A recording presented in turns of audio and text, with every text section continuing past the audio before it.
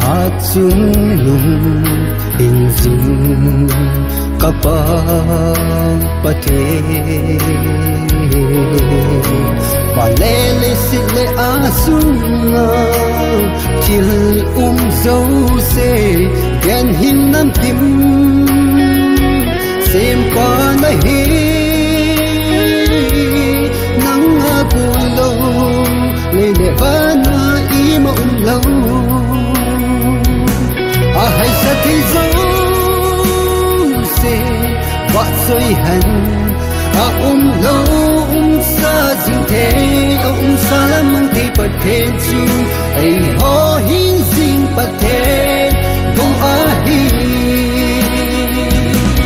thằng vợ na lệ vợ rồi na càng lâu bên bên hi thế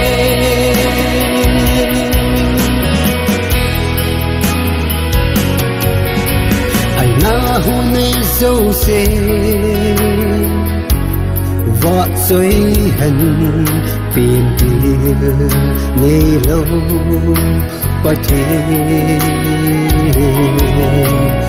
lẽ van chi xem mà sang na sa til xem dâu se xem pa hi iko na le ding ababu ahi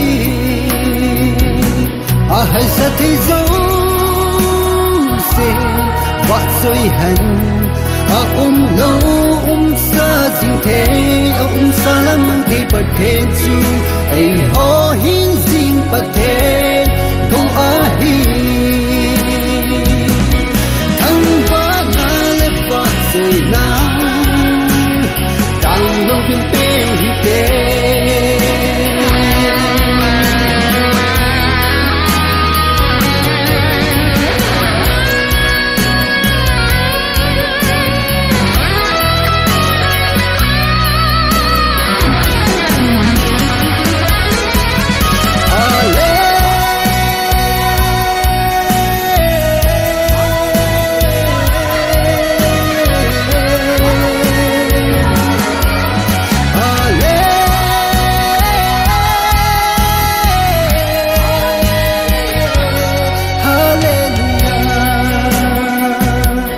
hay sa thế dấu